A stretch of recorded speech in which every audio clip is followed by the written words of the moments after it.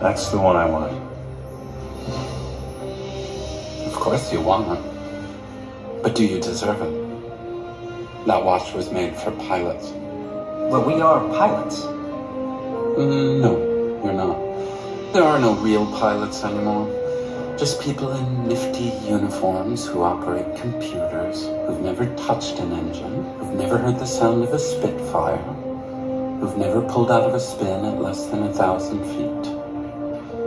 Real pilots lived in the old days. They deserved a watch like that. Today we're going to talk about why I decided to buy a Tailwheel. And that's a real interesting conversation. And I've had several people ask me, it's interesting, you know what's interesting to me is whenever you have a Cessna 180, it seems like most people assume you have a bunch of hours of flying time, you fly professionally and you have all these credentials. I don't have any of those credentials. I have, right now I've got about 80 hours in this airplane. I've got just under 100 hours total time on Tailwheel, and I got just a little over 200 hours of total time. So pretty low time pilot. And I don't have a lot of experience, obviously. And so whenever I tell somebody, and somebody asks, well, why did you buy a 180? How long you been flying? Whenever they find that out, they're kind of like shocked and say, what was you thinking? So I guess it's not that common for someone to go buy their first airplane and have it be a Cessna 180 high performance tailwheel. So the question becomes, why did I do it? And I wish I could give you guys a really good answer, but I really can't give you a good answer. But if I'm being really honest, and that's what I'm trying to do on this, on these videos, is I'm trying to just be honest and give you guys real feedback on airplane ownership and all the things that go with it, and my decision how I come upon the 180. I first started looking at 170s, and then I went from a 170 up to a 180, just because of the speed, the utility factors. I can carry more useful load and things like that. But why did I get a Tailwheel? So to tell you guys really what really caused me to get a Tailwheel. So I have to step all the way back in 2016. I was on a moose hunt in Alaska, and we got picked up off a gravel bar by a Helio Courier with great big Tundra tires.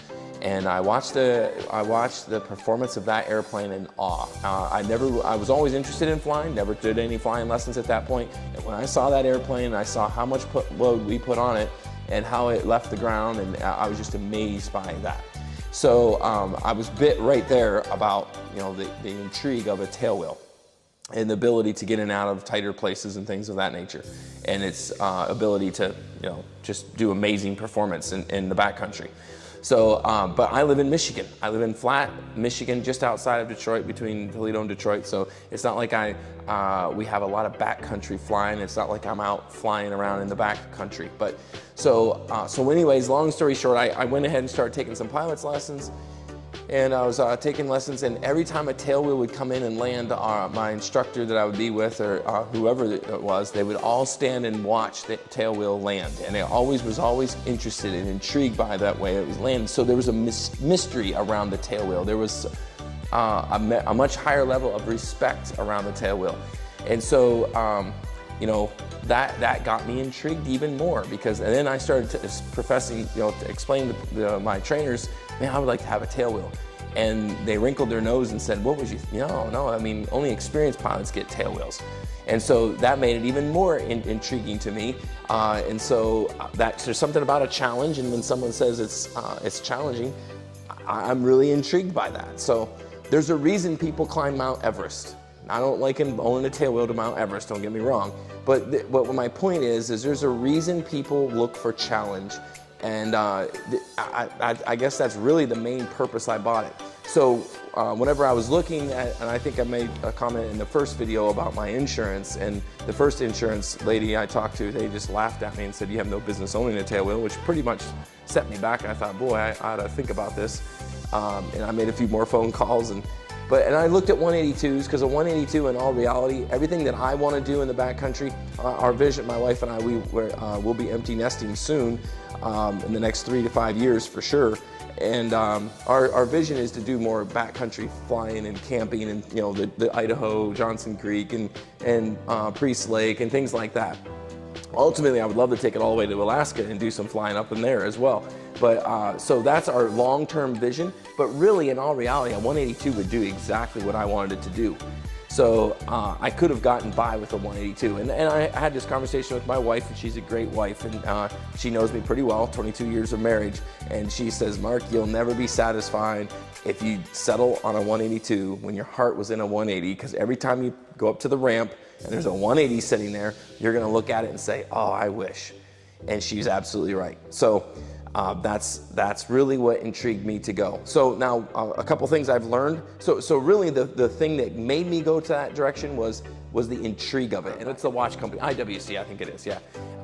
They have a commercial out, and I'll put a link to that, or I'll put it in the video maybe, about pilots. And pilots are just nifty, wearing nifty uniforms and press buttons today. And you know, really the Tailwheel just embodies that true, authentic, classic pilotage, and that's what really intrigued me. So that's the reason I went for it. But when I started doing it, a few things, and hopefully it'll help you guys if you're thinking about this as well. A few things I learned was number one, amazing difference in my pilot skills, because I mean, my rudder skills were not very good at all, and I'll tell you, I'm not a very good pilot. I failed my first check ride, my private pilot's license, and you know, so it's not like I'm a superstar flying ace or Top Gun that never was found. You know, that's not the case at all. So and what I found when I got into the tailwheel flying is my feet had to work, obviously. If they don't work, then you're gonna be up in the mulberry bushes somewhere. So, you know, that really helped me a lot. I'm not saying that I know it at all, right? I know it all by now. I don't. I still bounce landings. And I've even put those in those videos for you guys to see and critique me on. And I'm trying to learn as we go. But what a tailwheel has forced me to do is it's a necessity that I think my landings through. It's a necessity that I think of all the inputs through, because if you don't, it doesn't turn out very well. At best, it might turn out disastrous at worst. So that really has made me a much better pilot. My feet are much better working. So that to me was a pleasant surprise to me. I didn't realize how much more I would learn flying a tailwheel. So that's one thing I learned. The other thing I learned was it's not as hard as everyone makes it out to be in. As long as you don't quit flying the airplane, and I did leave the runway one time. Another time in training, my instructor saved me in this 180 because I quit flying the airplane. So that's the main thing. If you don't quit flying it, actually, the 180, this airplane is much more stable than a 172. I was really floored by that. When I started flying it, I never flew a high performance airplane, or all I got all my training was in a 175, which was converted to a tailwheel, and in a 172s. And I was really surprised on a gusty day how much more stable this airplane was than the 172. So everyone who talks about, oh, you know, that thing bites, they're talking about that ground loop on the rollout or on your takeoff. But the stability of it, and it's, I mean, this airplane wants to help me. I mean, it doesn't want to hurt me. Now, if I forget to fly it, of course it could end up badly. But so it was very stable. So I got to be a better pilot, and the airplane is much more stable than I ever thought it was going to be. And so those are some things that I was kind of surprised by that nobody really talks about, and I just wanted to bring that up. The other thing, that on the 180 for sure, I'm not sure what other airplanes do this, but that the rudder, the trim is the whole rudder. It's not just a trim tab. The whole rudder moves on that jack screw. And one thing, just for everyone out there that's struggling, I had a really tough time when I would leave the ground with my tail up. When the tail started flying, I would take off, and that sight picture was burned in my head. But then when I came around to land, I had a really hard time at once. I need to put some weight in the tail to change the CG, but I'm pulling back on the yoke, so I trim it all the way back. Well, when you trim it all the way back, instead of coming in with a flat attitude, you're coming in with a nose up attitude. And so as I'm coming into the ground in ground effect, all of a sudden the runway disappears and I'm looking at sky.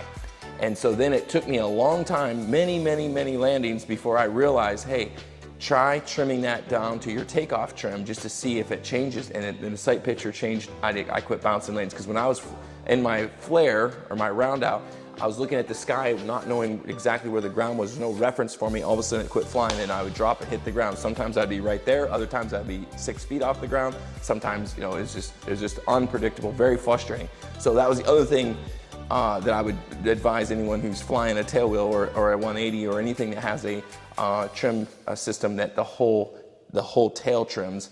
Just be mindful of that. If you're seeing weird sight pictures and your landings aren't working out, be mindful of that. So, but anyways, the tail wheel, and why did I do the tail wheel? So those are my real reasons why I did it. There's no way I could justify the mission of it.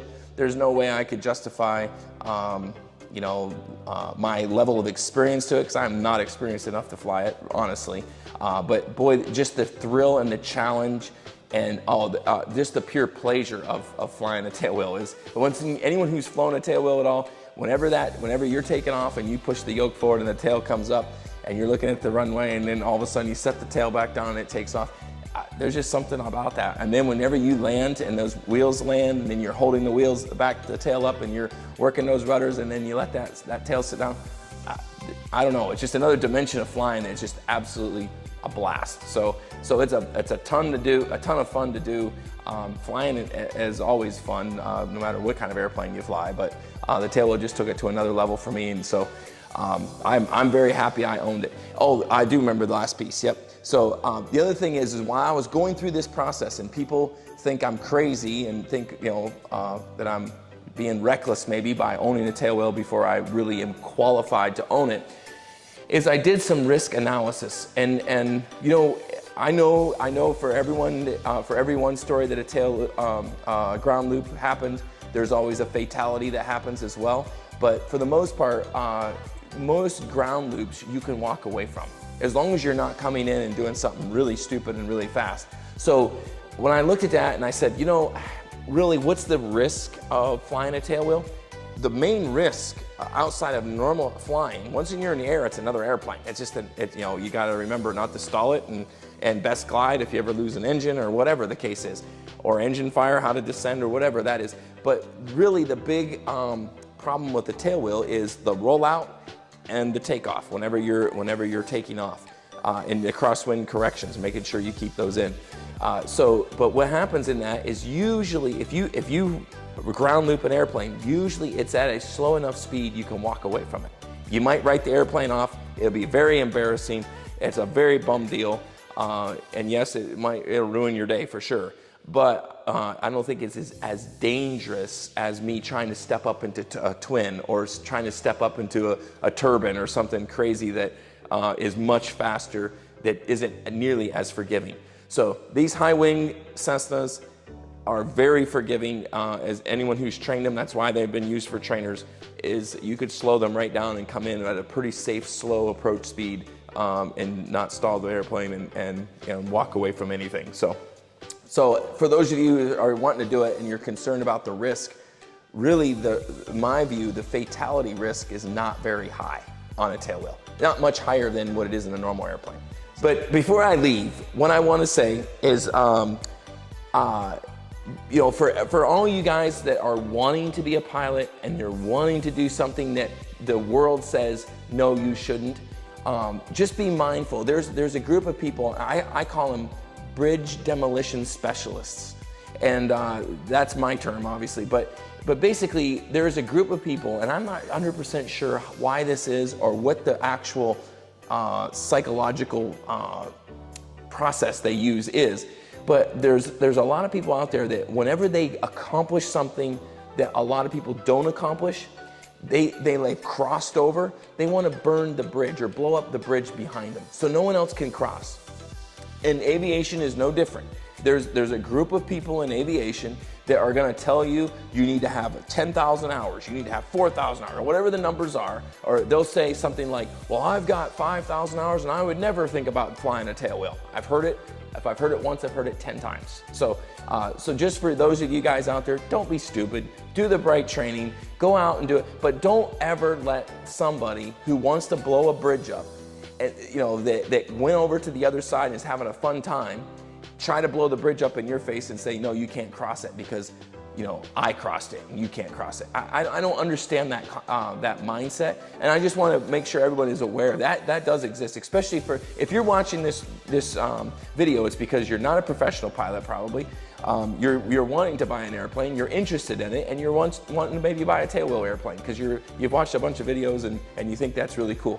I'm just telling you, be mindful of that, and don't let a bridge demolition specialist ruin your dream of flying, or your dream of owning a tailwheel, or your dream of getting your pilot's license. So, or even owning an airplane at all. And for I definitely want to make sure it's very clear. My purpose of these videos is not to make it difficult. I'm trying to build a golden bridge for everybody to cross if they want to. I don't want it to make it more difficult than what it already is. So, you know, my first video on how not to buy an airplane, that was never meant to intimidate someone from buying an airplane. That was for me to, I was hoping the exact opposite. I was hoping it to help people to recognize, hey, you know what? You can make some mistakes in aviation and purchasing an airplane. Yes, it's costly.